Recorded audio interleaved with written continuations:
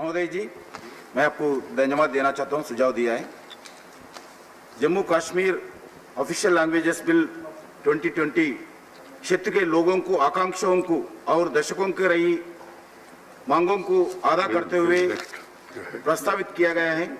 इस प्रस्ताव से कश्मीर, डोगरी, उर्दू, हिंदी और इंग्लिश भाषाओं को जम्मू कश्मीर यूनियन टेरिटरी में ऑफिशियल लैंग्वेजेस के रूप में घोषित किया जाना क्षेत्र के लोगों के लिए एक बड़ा कदम साबित होगा। महोदय जी, क्षेत्र के लोगों को आकांक्षाओं को दर्शाते हुए union territory of Jammu Kashmir के लेफ्टिनेंट गवर्नर ये सूचित किया है कि यूनियन टेरिटरी जम्मू कश्मीर की जनता की उर्दू और इंग्लिश के साथ साथ कश्मीर, डोगरी और हिंदी को भी ऑफिशियल लैंग्वेजेस के रूप में घोषित करने का मांग रखी है। यह महत्वपूर्ण तत्व है कि यूटी के जम्मू कश्मीर के मेजॉरिटी लोगों को इन भाषाओं को बोलते हैं, समझते हैं। अध्यक्ष जी, 1954 से लेकर जम्मू कश्मीर में 2 ऑफिशियल लैंग्वेजेस थी। एक उर्दू ऑफिशियल लैंग्वेज का दर्जा प्राप्त था, दूसरा इंग्लिश को आधिकारिक व्यवहार ऑफिशियल वर्क्स के लिए प्रयोग किया जाता था। वर्ष 2011 सेंसस के जनगणना के अनुसार यूनियन टेरिटरी के जम्मू कश्मीर में उर्दू भाषा बोलने वालों की संख्या 19,112, जनसंख्या 0.16% है। उसको लगभग 1954 से आज तक ऑफिशियल लैंग्वेज था 0.16%। इंग्लिश को ऑफिशियल लैंग्वेज का दर्जा लीगल तथा लेजिस्लेटिव क्षेत्रों में भी इसका प्रयोग करते थे। यहाँ दिलचस्प बात यह है कि पिछले 7 दशकों में जम्मू कश्मीर में स्थापित ऑफिशियल लैंग्वेज को बोलने वालों की संख्या, कुल जनसंख्या बहुत कमी थे। जम्मू कश्मीर प्रांत में 74% जनता कश्मीर और डोगरी भाषा बोलती है। जम्मू कश्मीर के कश्मीर बोलने वाले जनसंख्या 53.26, डोगरी भाषा बोलने वालों की जनसंख्या 20% 64 है। ये 2 भाषाओं को बोलने वाले जनसंख्या अगर हम 74% है। जम्मू कश्मीर स्टेट के जनता के पुराने मांग है कि कश्मीर और डोगरी भाषा को राजभाषाओं के रूप में घोषणा करना है। जनता की भावनाओं को देखते हुए अध्यक्ष जी, इस संसद के बाहर, जम्मू कश्मीर के अंदर, जम्मू कश्मीर के बाहर, जम्मू कश्मीर के असेंबली के अंदर बाहर समय समय पर ये मांगा आते रहे, मगर 70 साल से 74% भाषा बोलने वाले जम्मू कश्मीर जनता को वंचित किया है। दुख की बात है, परिवार राज करने वाले कभी भी जनता को आवाज को, जनता का आकांक्षा को गौरव नहीं दिया है, उसके बात को कभी भी सुना नहीं। इसी बात के लिए अन्याय किया है वर्गों के साथ और भाषा के पर जनता, जम्मू कश्मीर के जनता के लिए 2000 सेंसस के आधार पर 1% बोलने वाले के उर्दू भाषा को साथ ही साथ दर्जा दिया है। और कश्मीर में हर मजहब के लोग, हिंदू हो, मुस्लिम हो, अन्य मजहब के लोग भी कश्मीर में भाषा बोलते हैं। कश्मीरियत, इंसानियत बोल के एक नारा भी है, मगर भाषा के राजभाषा का दर्जा ना देते हुए अपमान किया है। और 70 साल का ये गलती या अन्याय सुधार करने के लिए मोदी सरकार जी ने आज इस प्रस्ताव के द्वारा बदलते काम आज लाए हैं। अध्यक्ष जी, Jammu Kashmir official languages bill 2020 इस असंतुलन के दूर करने के एक प्रयास है, जिसके पारित होने से union territory and Jammu Kashmir की 98% आबादी को भाषा संबंधित अपना अधिकार आज के बाद प्राप्त होगा। ये बहुत खुशी की बात है। अध्यक्ष जी, आज कश्मीर भाषा मैं बताया हूं और डोगरी भाषा बताया हूं, उर्दू भाषा के बारे में बताया हूं और हिंदी भाषा के बारे में भी मैं बताऊंगा। वर्ष 2011 जनगणना के अनुसार वर्तमान union territory Jammu and Kashmir में हिंदी भाषा बोलने वाला संख्या भी 2.30% है।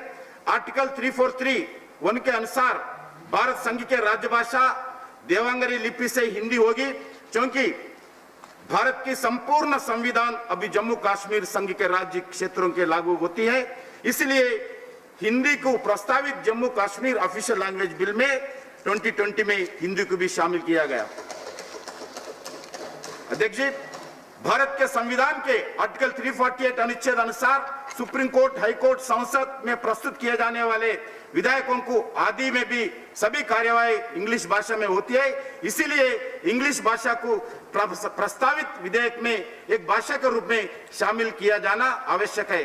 अतः इंग्लिश भाषा के प्रयोग इन यूनियन टेरिटरी में उन प्रशासक और वैधानिक प्रयोजनों के लिए जारी निर्णय हुआ है। इसके लिए हिंदी भाषा को भी इस प्रस्ताव में रखा है। अध्यक्ष जी, आप जो सुझाव दिया है उसका भी सरकार सोचे है। जम्मू कश्मीर में 5 आधिकारिक भाषाओं के अतिरिक्त अन्य क्षेत्रीय भाषाओं को विकास करने के लिए भारतीय भाषाओं को केंद्रीय संस्थान से जानकारी प्राप्त हुआ है। प्राप्त के जानकारी के आधार पर जम्मू कश्मीर में आधिकारिक भाषाओं को साथ साथ अन्य क्षेत्रीय भाषाओं को भी बढ़ावा देना तथा उनके विकास के लिए वर्तमान संस्थागत ढांचे जैसे जम्मू कश्मीर अकादमी और कल्चर एंड लैंग्वेजेस मजबूत करने के लिए प्रावधान इस प्रस्ताव में पहली बार लाए हैं। महोदय, मैं सदन को सूचित करना चाहूंगा, जम्मू और कश्मीर में 5 ऑफिशियल भाषाओं के अतिरिक्त अन्य रीजनल भाषाओं को विकास के लिए जम्मू कश्मीर में ऑफिशियल भाषाओं के साथ साथ अन्य रीजनल भाषाओं को बढ़ावा देना तथा उनके विकास के लिए खास प्रावधान इस बिल में रखी गई है।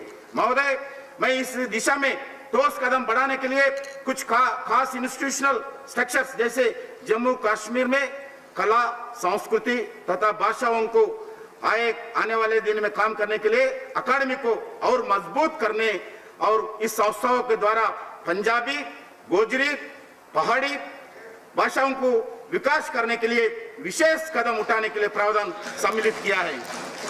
मैं केंद्र सरकार की तरफ से आदरणीय प्रधानमंत्री नरेंद्र मोदी जी की ओर से पूरा विश्वास देता हूं, पंजाबी, गोजरी, पहाड़ी भाषा को पूरा रूप से विकास करने के लिए कोई भी कमी नहीं होने देंगे। इस बिल के द्वारा इन 3 भाषाओं को प्रोत्साहन करने के लिए पूरे प्रावधान दिया है। खासकर पंजाबी भाषा बोलने वाले आदरणीय नरेश गुजराल साहब जी अभी बताए, खासकर पंजाबी भाषा बोलने वाले जनता जम्मू कश्मीर प्रांत में 1.78%, 2,16,000 लोग जनसंख्या भाषा बोलती है 2011 सेंसस के आधार पर।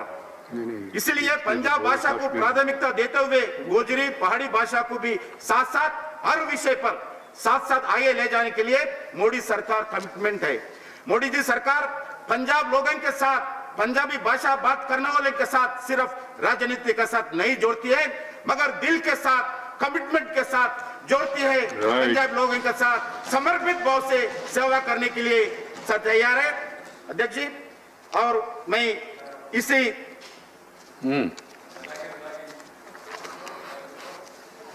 ओके आज न्यू एजुकेशन पॉलिसी जो 2020 में भी प्रांतीय भाषा, क्षेत्रीय भाषाओं को भी प्रोत्साहन करने के लिए प्रावधान किया है। इसीलिए मैं सबके द्वारा जम्मू कश्मीर में जितने भी रीजनल लैंग्वेजेस है सबको भी हम क्षेत्रीय भाषाओं के द्वारा जो रीजनल लैंग्वेजेस को प्रोत्साहन करेंगे।